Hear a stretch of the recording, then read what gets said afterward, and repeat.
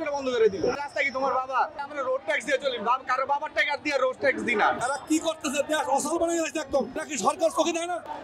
চাইলে কি হবে নাকি? আওয়ামী লীগের 40% 50% ভোট আছে। রাস্তা কেন আটকেছে? আমরা ডাক্তারের কাছে যাবো, আমরা রোগী আমাদের সাথে।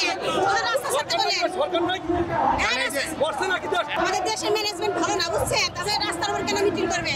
মিটিং তো নিজস্ব জায়গা আছে না, ওরা সেই জায়গায় যান। এই যে একটা মানুষের মার খাওয়ার কারণে আজকে যে এতগুলো হাজার হাজার মানুষ, এই যে গাড়িগুলা, ড্রাইভারগুলা, যাত্রীগুলা, কারো বাচ্চা আছে, ওরা স্কুল শেষ করে বাসায় যাবো, কেউ অফিস শেষ হয়েছে বাসায় যাবো, এগুলো শেষ না করে ওনার কি করলো? রাস্তাটা ঠাস করে বন্ধ করে দিল। তাই রাস্তা কি তোমার বাবা? তোমার খানদানি রাস্তা না? তোমার বাপ দাদা সূত্র জমি সূত্র তুমি এই রাস্তাটা পাইছো, তোমার যখন মন যাবে বন্ধ করে দিবা। আমি বুঝি না ভাই, এই দেশে বাংলাদেশে কি মানুষ বসবাস করার যোগ্য? রিক্সাওয়ালা মন চাইলে রিক্সাওয়ালা আন্দোলন করে, ভ্যানালার মন চাইলে ভ্যানালা আন্দোলন করে।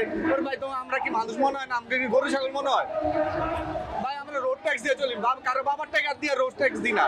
আমার একটা গাড়ি আছে এক্স করলা, আমি আমার টাকা, আমার পকেটের টাকা দিয়ে রোড ইনকাম ট্যাক্স দিই, কারো বাবার টাকা দিয়ে দিই না। হ্যাঁ, যখন মন যাবে রাস্তা বন্ধ করে দিব। এগুলা ভালো।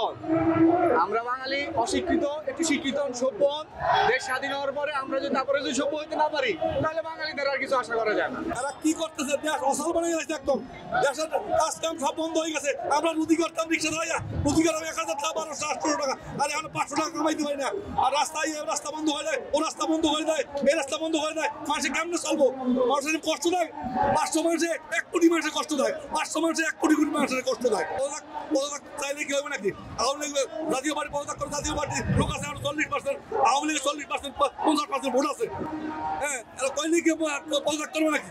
মানুষ চায় এখন নির্বাচন, খুব তাড়াতাড়ি নির্বাচন হোক, সুস্থ নির্বাচন হোক, সব দল অংশগ্রহণ করবে, সব দল অংশগ্রহণ করে সুস্থ নির্বাচন হইবে। নির্বাচনে আল্লাহ ধরে জিতে এদের তো মাথায় দেশ পরিচালনা করবো না, দেশ ভালো চলবো।